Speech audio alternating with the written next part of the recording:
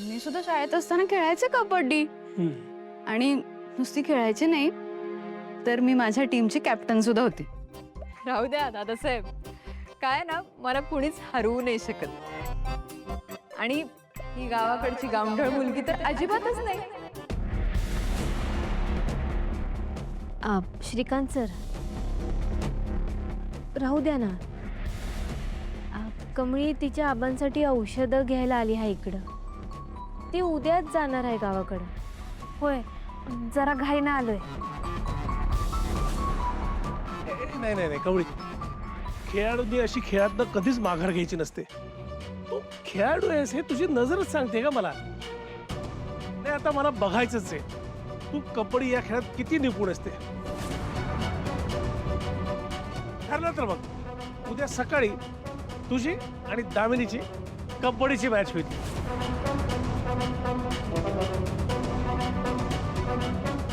पारू, तू सगळ्यांना सांग या दोघींना साथ द्यायची म्हणून. हं? वय पण सर, तुम्हा मोठ्या माणसांमध्ये माझ्यासारखं गरीबाचं काय निभावं लागणार? तुम्ही गरीब आणि श्रीमंत हा प्रश्नच नाही इथे. कबड्डी या खेळाचा आदर करणारी तू आणि त्या खेळाची चेष्टा करणारी दामिनी, यांच्यात ही स्पर्धा असणार.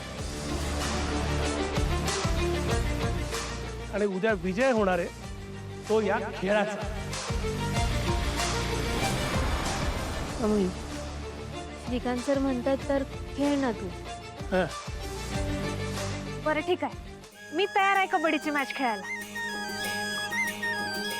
शाबास. दादासाहेब, म्हणजे उद्या ही कमळी तोंडावर पडणार हे नक्की. ऑल दी बेस्ट हा कमळी, तोंडावर पडण्यासाठी.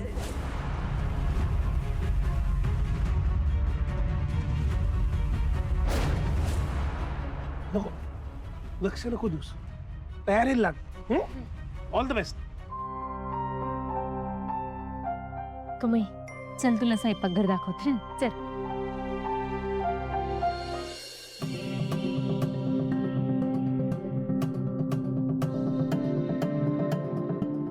आहिल्या, आता ती काय ग मारुतीचा विचार करतेस ना?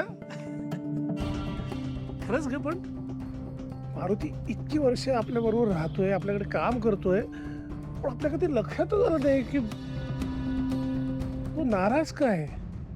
श्रीकांत, मारुतीला पारूच्या लग्नाची काळजी वाटते आणि बरोबरच आहे. गेल्या काही दिवसात हा जो काय गोंधळ चाललाय ना, त्यात आपण पारूच्या लग्नाबद्दल पूर्णपणे विसरलो. आणि आपण मारुतीला वचन दिलं होतं की पारूच्या लग्नाची जबाबदारी किर्लोस्कर घेतील म्हणून.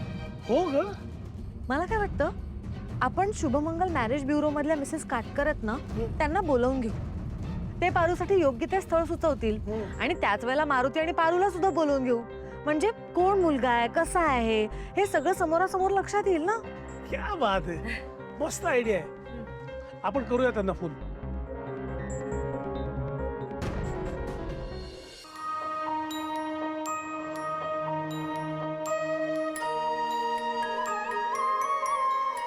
आजच भाकऱ्या सोयऱ्यांच्या घरी टेकून येतो, म्हणजे कसं येळेत झालेलं बरं.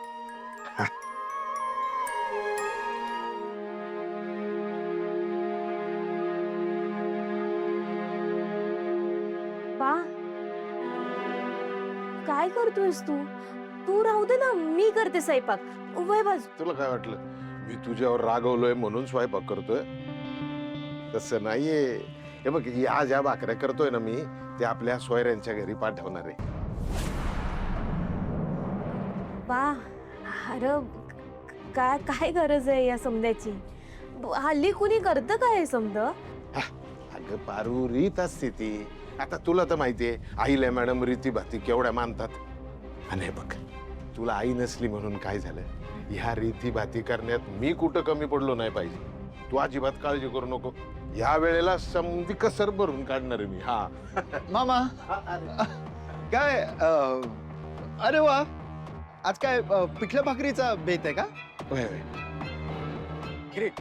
चला मी पण जेवतो तुमच्यासोबत. हा म्हणजे तुम्हाला जेवायला वाढतो मी, पण ह्या भाकऱ्यात ना बंगल्यावर पाठवण्याकरता गेल्यात. नाही कशाला, मी इथेच बसतो जेवायला तुमच्यासोबत. नाही काय माहिती का, अशी पद्धत आहे, रीत आहे की मुलीकडनं मुलाच्या घरी भाकरी टेकवली ना म्हणजे लग्न पक्क झालं, स्वीकारलं गेलं असं समजते. आता ही भाकरी झाली आहे ना, ही भाकरी घेऊन मी आईला मॅडमच्या समोर जाणार आणि त्यांना सांगणार,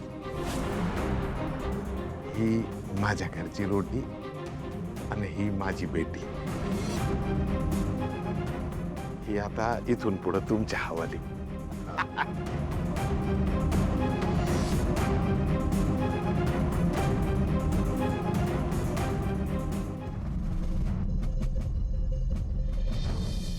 पारू चल ना, मला तुझ्यासोबत बोलायचं आहे.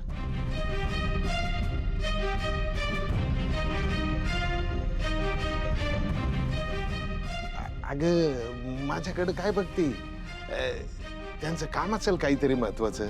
आणि हे बघ, इथून पुढं आदित्य बाबांनी जर का तुला बोलवलं तर मला विचारायची काय गरज नाही, जा जा. आलेच हं?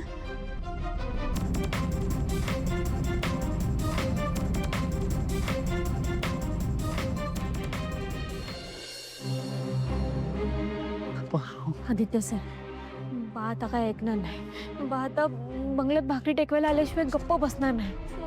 म्हणजे आता देवीला समजा खरं कळणार. आदित्य सर, मला नाही वाटत आपलं सत्य जास्त दिवस लपून राहील. सर, एक खोटं बोलायला दुसरं खोटं, दुसरं खोटं बोलायला तिसरं खोटं, हे असं नाही चालणार. एक दिवस असं नको वाटेल की आपलं प्रेमच खोटं बतं का काय. पारू काय बोलतीयस यार तू?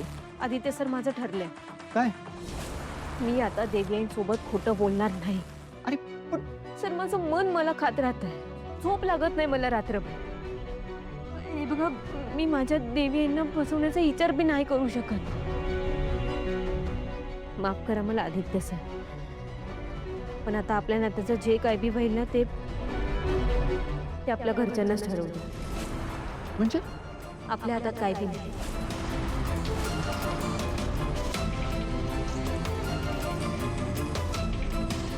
परितोष आता माझ्यासाठी पैठणीची फॅक्टरी विकत घेणार म्हणजे ह्या अशा साड्या वापरणं मी बंदच केलं पाहिजे.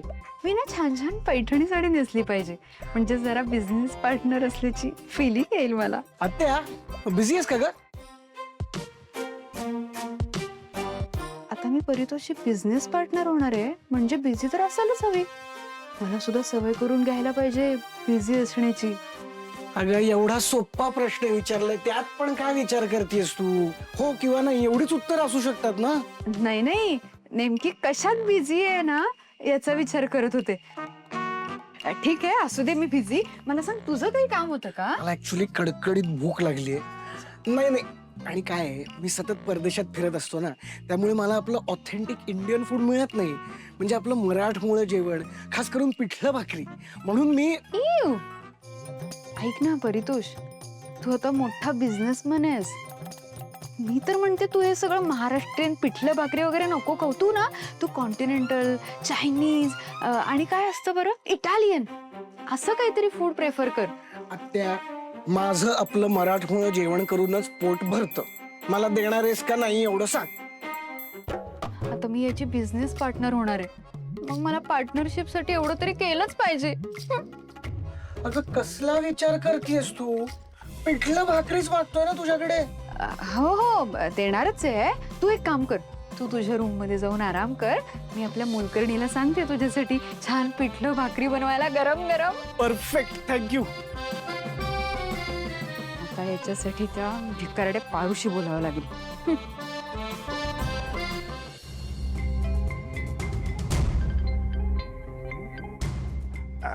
पारू, चल ह्या भाकऱ्या आहेत ना, आपण तिथं टेकून येऊ. चल. बा ऐक ना, हे बघ, मी अजून सुद्धा सांगते तुला, हे समजा नको करायला. का? अरे तू हे जर का नाही केलं तर देवी काही रागवणार नाहीये तुझ्यावर. हे मला माहितीये, म्हणून मी पण चुकीचं वागू का? असं आहे ना पारू, ज्याचा त्याचा मान सन्मान ज्याला त्याला मिळायला पाहिजे का नको? आणि तुला नसेल यायचं तर तू नको येऊ. आणि तसं मी होणाऱ्या नवरीनं तिच्या होणाऱ्या सासरी असं भाकरी टेकवायला जाणं चांगलं नाही मी हा तेव्हा तू इथंच बस मी जाऊन आलो हा बा ऐक ना बा बा आता बंगल्यात काय होईल नाही माहिती. देवा माझ्या बाची अब्रू जाऊ देऊ नकोस बस.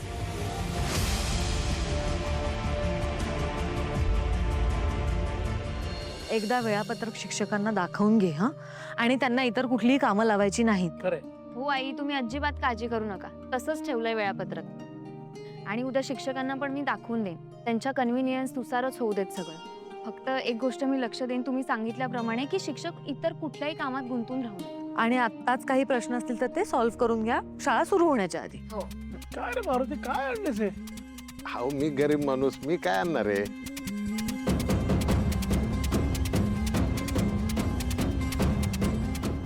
वाट लागली ज्याची भीती होती तेच झालं.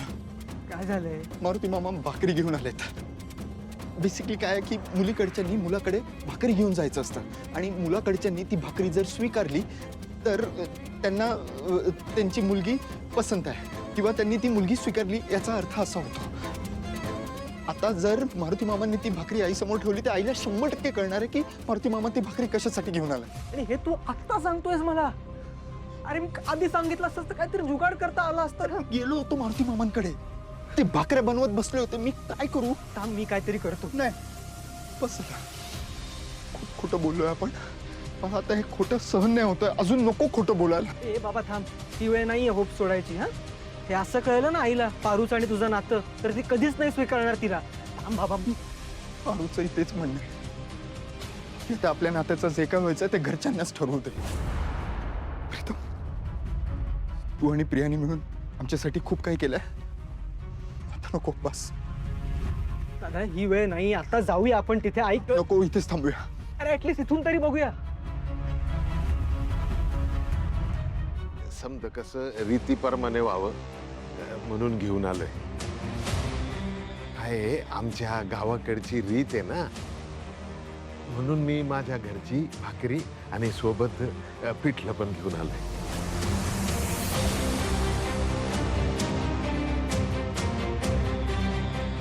मारुती तू बनवलीस भाकरी? हा वय वय कारण आता पारूला कशी बनवायला सांगणार ना कारण माझ्या पारूची समधी जबाबदारी तर तुम्ही घेतली म्हणजे ते माझ्या करता खासच आहे ना. पारूची सगळी जबाबदारी घेतली म्हणजे घरातलं सगळं काम तूच केलं पाहिजे असं नाहीये ना.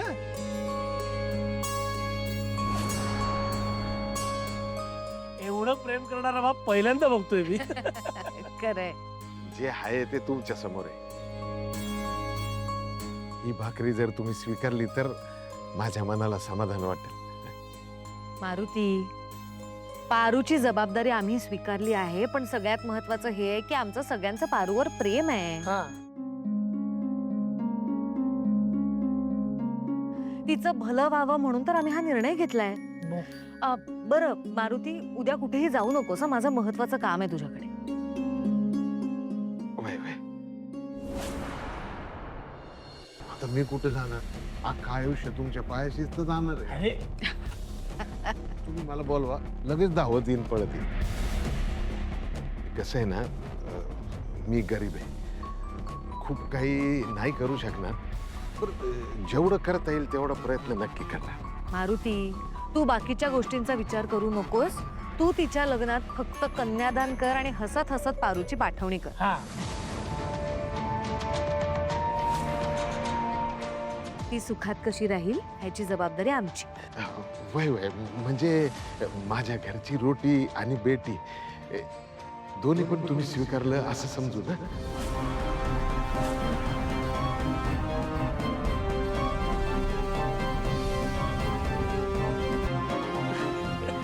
मारुती अरे बेटी आम्ही कधीच स्वीकारली आहे आणि ती या किर्लोस्कर कुटुंबाचा भाग कधीच झाली आहे. हे सगळं तू तुझ्या हातून भाकरी बनवून आणणं वगैरे ही सगळी औपचारिकता आहे. काही गरज नाही रे ह्याची. मला ऍक्च्युली कडकडीत भूक लागली आहे. नाही मी सतत परदेशात फिरत असतो ना, त्यामुळे मला आपलं ऑथेंटिक इंडियन फूड मिळत नाही. म्हणजे आपलं मराठमोळं जेवण, खास करून पिठलं भाकरी. अहो असं कसं? नाही म्हणजे जोपर्यंत तुम्ही ही माझी भाकरी स्वीकारत नाही ना, तोपर्यंत माझ्या मनाला पटणार नाही हो. ही शपथ, मारुती चक्क भाकरीच घेऊन आला. आजच परितोष म्हणत होता की त्याला भाकरीच खायची आहे. बरं झालं, माझं काम हलकं झालं. मारुती, अरे भाकरी आणलीस ना? कधीपासून वाट बघत होते मी, माहितीये तुला. Thank you so much. काय ना, मलाच हवी होती भाकरी. वहिनी आलेच.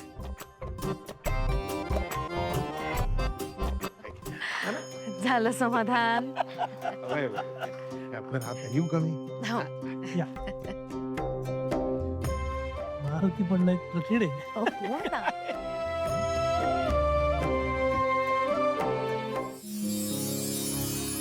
त्याचा अर्थ कळतोय का तुला? काही जुगाड न करता, कुठलंही खोटं न बोलता एक रीत कंप्लीट झाली. म्हणजे देव पण आपल्या सोबत आहे दादा. आता तुझं लग्न होण्यापासून ना कुणीही थांबवू शकत नाही. कॉंग्रॅच्युलेशन.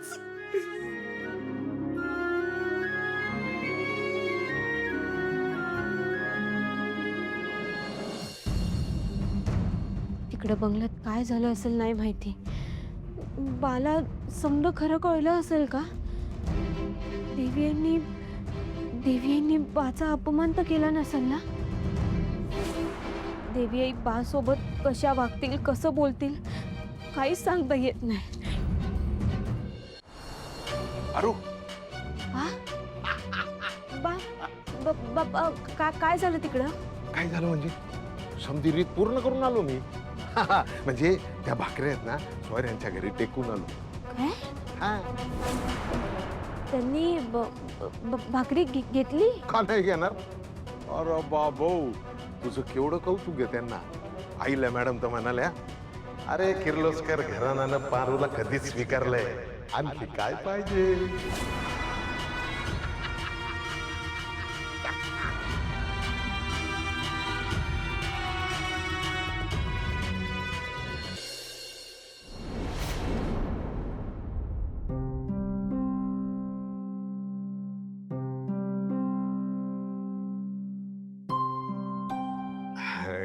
कसं आहे ना पारू, मी आता सोयऱ्यांकडं भाकरी टेकवून म्हणजे माझ्या बाजूने रीत पुरी केली. पर अजून निरोपाची भाकरी काय आली नाही ना. काय ग? म्हणजे त्यांनी विचार तर बदलला नसेल का? नाही म्हणजे तुझा सून म्हणून स्वीकार करतील ना त्या? बा, अरे तू एवढा का विचार करतोयस? का नको करू सांग बरं. म्हणजे कसं आहे ना की रीतीमध्ये पहिल्यांदाच काय आडवं आलं ना तर पुढं लय अडचणी येतात. म्हणजे कसं आहे की ज्याची सुरुवात चांगली त्याचा शेवट पण चांगला ना. म्हणजे बघ, आईला मॅडम कशा रीतीभाती मानणाऱ्या आहेत ना, मग त्याच निरोपाची भाकरी पाठवायला कशा काही चालल्या.